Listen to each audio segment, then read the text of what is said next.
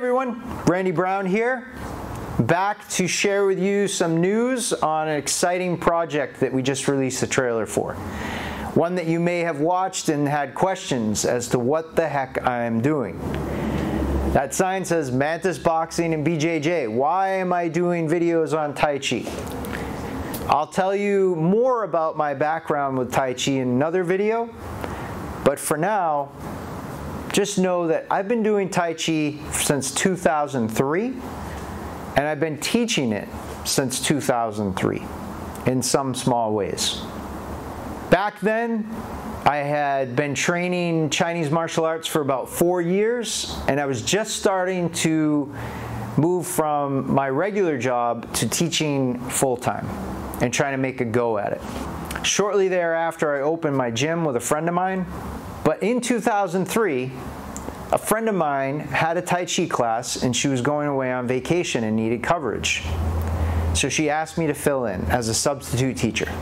I understood body mechanics, stances, movement enough that I could at least fudge my way through her class and screw up her students a little bit. But she was patient enough and kind enough to give me this opportunity and let me blow her class up while she was away. Prior to this, I had zero interest in Tai Chi. Wasn't my thing. My coaches didn't even think it was my thing. They dissuaded me from even trying it, said that it didn't suit my temperament. I don't know what they were talking about. But I saw an opportunity when I was helping teach her class. An opportunity to reach more people through martial arts. Just a slightly different way. Way to help people improve their lives, improve their bodies through martial arts training. So I became interested in Tai Chi, and I decided to learn it and bring it into my portfolio so I could offer more things to my students. Little did I know the giant pile of that I was stepping into. I was not impressed with the way Tai Chi was taught as a larger picture, not an individual people teaching it. One of the things that really bothered me was there was no rhyme or reason for anything. Why did this person, when I would go to try to learn it from somebody, why did this person have their hand that way for the same move? Next one had it this way. This person, why in this move are we looking over our right shoulder versus straight ahead or left? Nothing. No why. Never a why. And the reason why is because all of this information was lost. And I'll also do a video for you guys if you're interested on Tai Chi history, where it came from. But a brief synopsis is it was a combat fighting art, hand-to-hand combat. There were weapons too, but what we're talking about is the hand-to-hand methods. It was a stand-up grappling art and it was highly effective. But through learning the history, we can clearly see the shift of when it turned from a martial art to a physical fitness exercise. And it has a lot of benefits as a physical fitness exercise. It can improve balance, structure, strength in bone, strength in muscle, improve circulation, cardio, flexibility. The list goes on and on. Many of the same benefits you find in any sport activity.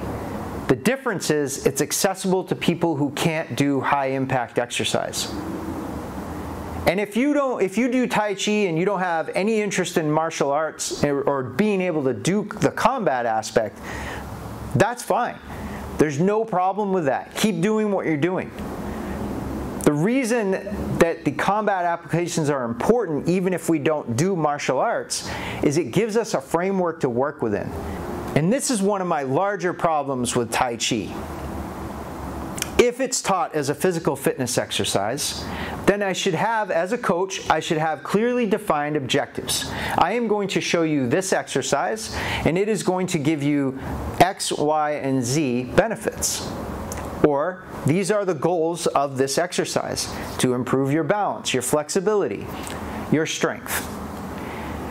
If I'm teaching you a martial art, then I should also have clearly defined goals. I am teaching you this move to solve this problem, or to be able to throw the person this way in this position, or to be able to strike them, or to be able to close the gap on them without getting hit in the face and losing my teeth on the way in. But too often with Tai Chi, these goals are not defined. And it turns into esoteric nonsense, bringing in talk of magic powers and invisible energies and things that defy physics and gravity. Or it blends philosophy and Chinese medicine into this physical fitness art. And what that ultimately ends up doing is oftentimes it confuses the student and distracts them from achieving their goals. And I didn't like any of that. So for years, I taught Tai Chi as a physical fitness exercise, as Tai Chi movement. But over that time, most of the students I taught, even though they weren't in my school, training with me for martial arts in that class, they still wanted to know what these moves do. And that brings us to what this project is all about. Tai Chi Underground, Project Combat Methods. The whole goal for these videos going forward is going to be showing the combat applications of these moves. So you can see why the hand is in a certain position versus another position, why we don't change it, why we're looking a certain way. There are 39 moves, 40, depending on how you count them, in Yang style, Tai Chi Chuan. And that was Yang Luchan's art. That was his library of techniques that he used, his combat methods. Now, out of these 39, most of them, I am 99% sure that's what the move does. There are some of them I'm still working on. This has been almost 20 years I've been trying to reverse engineer these techniques. No one showed me these. This is my interpretation. If you have your own interpretation, you're happy to keep that and keep it to yourself, because I don't care. But some of them that are more like a multi-tool, where there are 3 really good applications that you can do with that move. And it's possible that that was the case, that that was a multi-tool and it had 3 variations. Or it could have been 1, or it could have been 2 out of the 3. We'll never know unless we get time travel. But they're solid applications that work in real fighting, in real hand-to-hand combat. And in these videos, I'm going to show you the method, and I'm going to show you under resistance, under stress, doing it in more of a sparring contest format so you can see how it gets applied real time. And today, Tai Chi is beaten up. It has a bad reputation because of charlatans, people claiming that it does things that it doesn't, hiding behind fake powers and titles, and they're getting challenged by MMA fighters and getting humiliated. And there's a lot of focus on push hands, which is one component out of Tai Chi training, which was a small drill to give someone skills in their fighting. But somehow that drill got turned into a be-all, end-all of combat in Tai Chi, and that's not the case.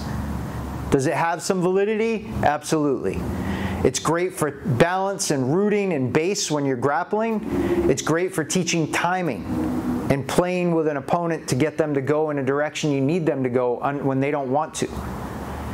Aside from that, it doesn't have a lot of practical use. But it gets equated with, this is what Tai Chi was all about. This is Tai Chi fighting. That's not at all the reality. It's like Wing Chun with sticky hands. Good drill? Absolutely. Teaches sensitivity? Absolutely. Is it used for fighting? Do you fight like that? Absolutely not, and you get hurt if you try. Same with push hands. You try to use it for real combat and try to fight that way, then you're going to get hurt. So in these videos that we're going to release, there's no talk of Qi or magic powers or philosophy or Chinese medicine. There's no talk of push hands or launching someone 30 feet across a room so they land on their feet, say, "What the hell did you just do to me?" Pick up a club and come back and bash your head in. There's actually no talk at all. We're only going to show what the moves do, and at the end of each clip, highlight in the application the shape that you can match to the form.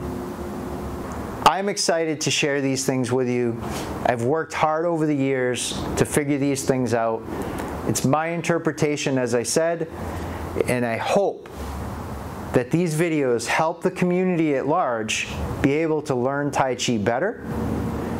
People who are confused about what the moves do have their questions answered, whether they do combat or not. And lastly, maybe give a bit of face back to what this art really was at one point in time and could be today if people want to train it that way. Thanks for watching and being a part of this project. I look forward to sharing it with you.